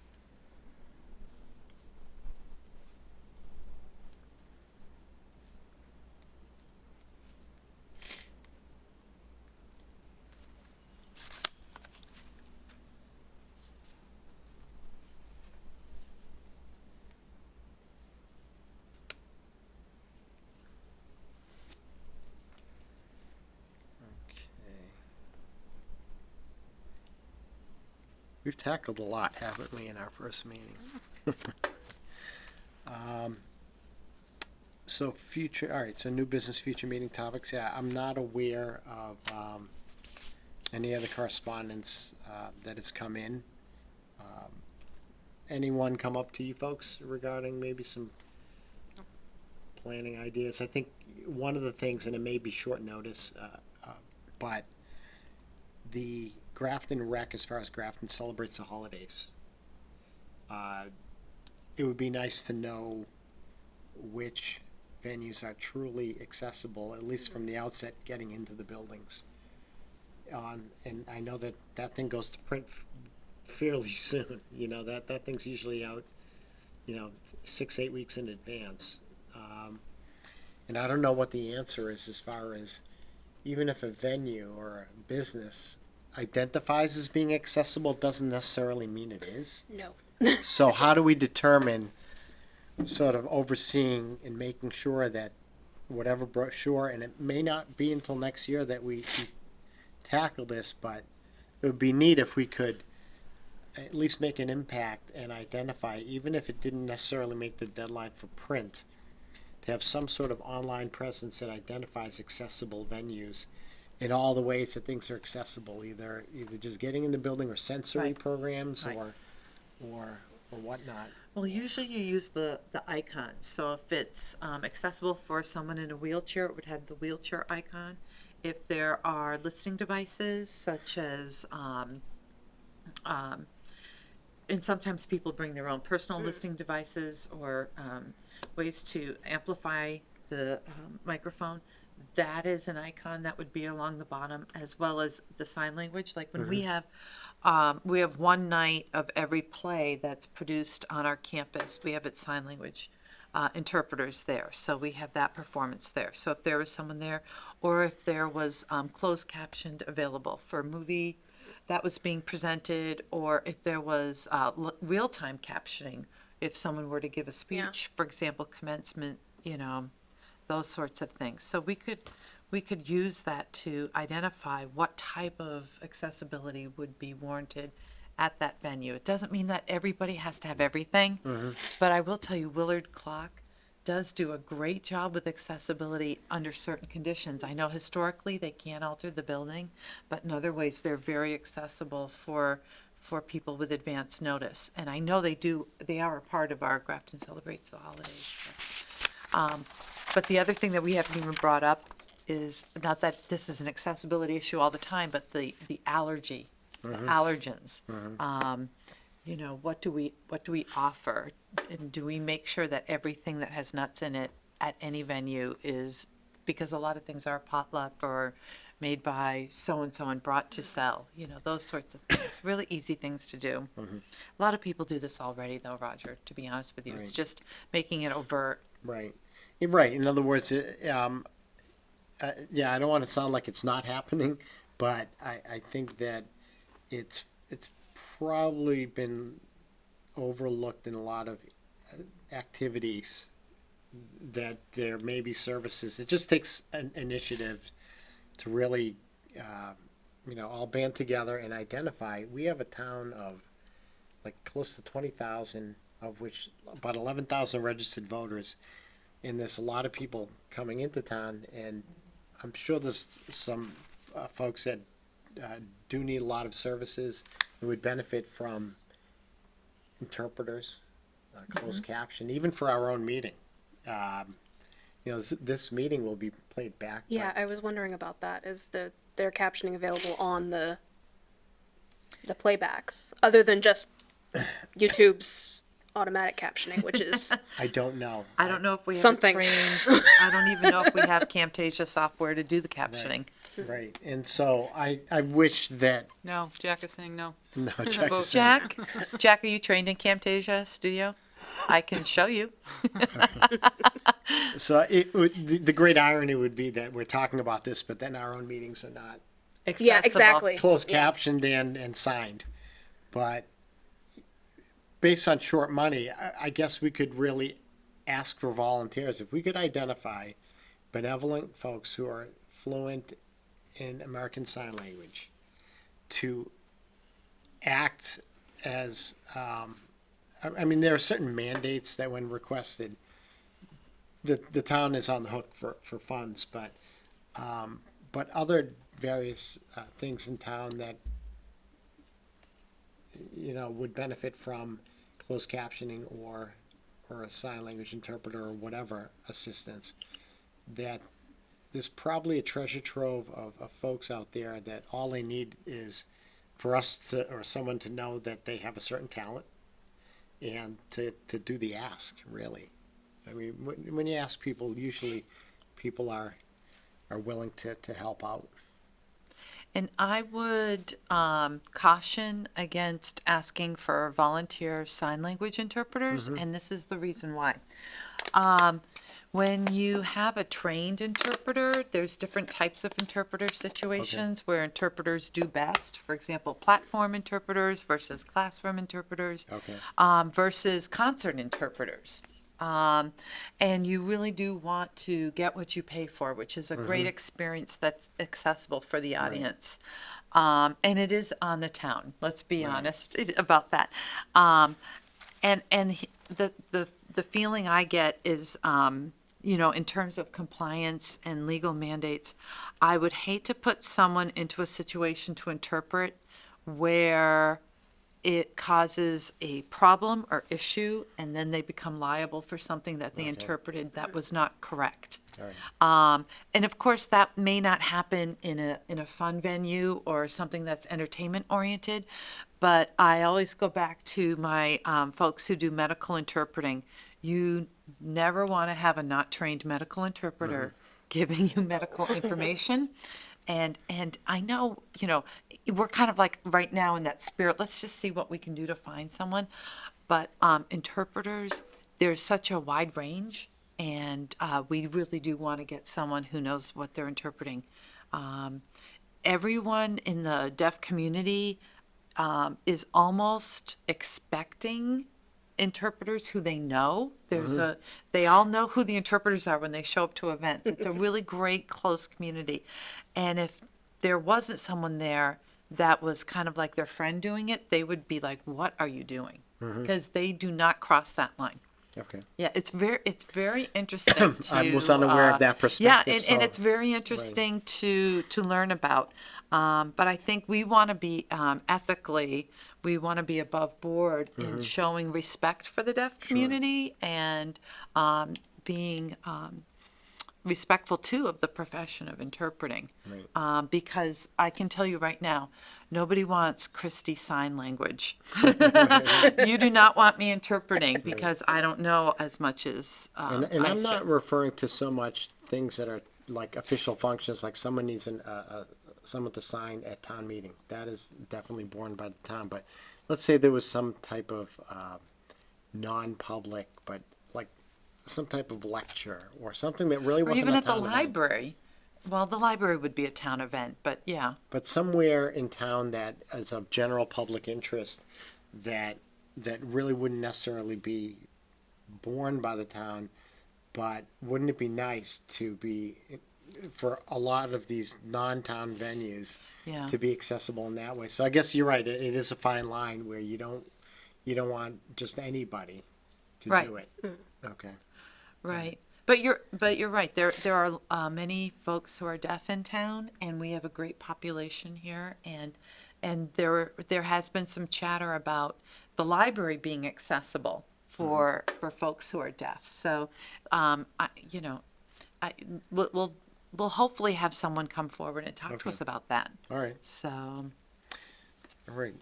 Any other discussion points on new business or future meeting topics? A lot of this will come together on. There was one with winter coming up. We need to think about snow removal. And I know that in some circumstances, sidewalks aren't cleared fully, or are cleared fully but not wide enough for someone who's maybe using a mobility aid. Okay. And also, there is an issue. I don't know if I've seen it in town recently, but sometimes they plow the extra snow into the accessible parking spaces. Okay. oh, that's classic. So, I think that's part of their training. Maybe Yeah. the town can the town fine itself. Yeah. Right? yeah, And we maybe could get working more with money in the kitty. with the Department of Public Works or something to tell them, don't do that. Okay. Speaking of sidewalks, Catherine, Yeah. I know the state owns 140, but can we please just build a sidewalk on 140 So between Cancun's All right. and Stop and Shop? I know. and- There's so many people walking all right. there. Anyways. all right. So we got a bunch of. I mean, a lot of this will come to us on our own or through other people. That will put a bug in our ear about something. I don't anticipate a shortage of agenda items, so we can tackle these as time goes on. So we're ready to move on to scheduling the next meeting. I guess yes, maybe no. I had drawn this god awful grid. Okay, it's not in Excel. It's You're so low tech, it's Roger. I got sticky notes. I have. I'm an analog person too. I have my There you physical go. planner right here. So So I know. That's good. I know that I'm available Monday through Thursday, basically the nights that we would have meetings. Friday, the building closes, and there are certainly no Saturday or Sunday meetings that I'm aware of. So we're talking about Monday through Thursday night. I'm available all of those nights. Catherine, I know that you're available with the exception of one time a month. Yeah. Alex, thank you for being available every night. Okay. Christy, you had I'm mentioned sorry. you seem to be the Yeah, I'm the sorry. kink in all of this. And I say that tongue in cheek. I know. I know. Monday and Wednesday you can't. Tuesday and Thursday are best. But then we have. I know Donna. You said Monday is best, and as long as you know ahead of time, those other days. So Tuesday or Thursday could work for me. Tuesday. Okay. All right. And Tuesday will eventually become open for me. I thought you said that was. No, available. Monday. No, No, no. You said Tuesdays is best for you. I mean, it's best. I'm sorry.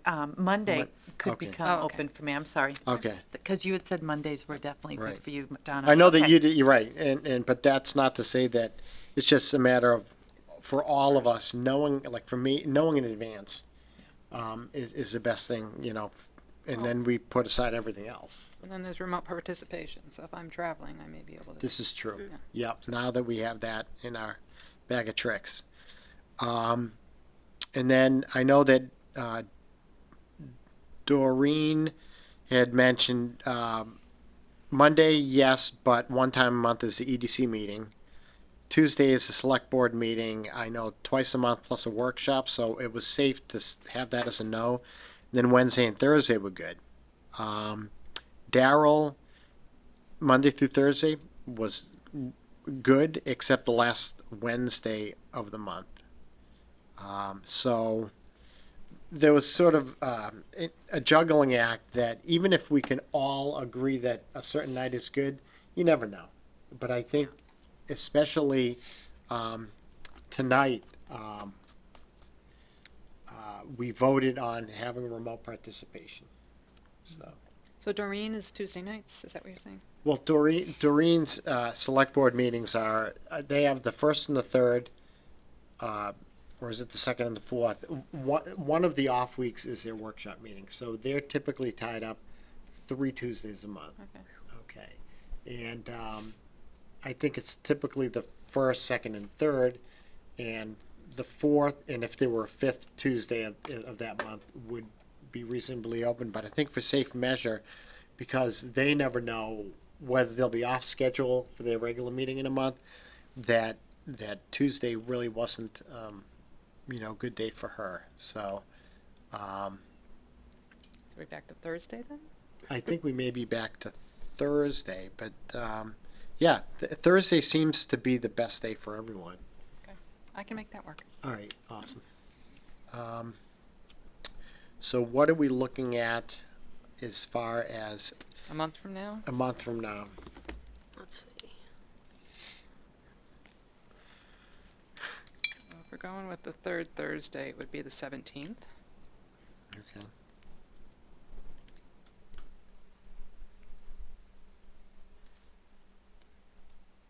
All right, so let me do this. I guess we could see what meeting rooms are available. Okay, on both of those days. The 7 o'clock work for everyone? Yes. Yes. All right, Thursday, 10:17, or if a room isn't available, would the 24th be doable? Yes. I can't do it. Okay, and It's you know not what? for me either, so. And all right, and that's my wife's. Fourth Thursday That's is my bad wife's for me. birthday. You can't. I can't do Yeah. that. I can't do that. Lori would kill me. No. So if we are going to do remote participation, we have to choose either this room or F. Yeah. That's room F. Yes. Okay. All right. So, if at all possible, I would like, even if on playback, for these meetings to be televised. I think it's an important part of getting the word out. Absolutely. So, Okay. but if not, it is what it is. Okay. All right. 7 o'clock. All right, and all right, so we're in agreement on Thursday, 10:17 at 7. All right, do I have a motion to adjourn? So can I just clarify the third Thursday of every month? Is that what we're doing? Can we look ahead to November while We- we're there? Oh, okay, yeah. If you don't mind. I mean, third Thursday would seem to work, and that probably is, now that we have the remote meeting capacity, to go with that. So the 21st is the week before. I won't be here. I know that. I'm in California. Okay. And, Donna, are you out that entire week? Yes. Okay. If I could be in California the entire week, I would too. All right. So But same Thursday. thing. I may be able to do it remotely. Yeah. So All right. So Yeah. Thursday, what are we looking at? I know Thanksgiving is coming up in November. And Well, that would be the following Thursday, the 28th. That's why it's good to look at November now, all right. November and December. And then December will be the 26th for the fourth Thursday and the 19th for the third Thursday. All right. The other thing, Donna, you don't want to be 3 hours. I won't be able to do that one. I can tell you. Yeah. All right. Time difference. Here, Jack is in that booth back there, like watching us fiddle with our dates. He's probably like, I gotta get home. I know, really. Oh, yeah. I move that we adjourn.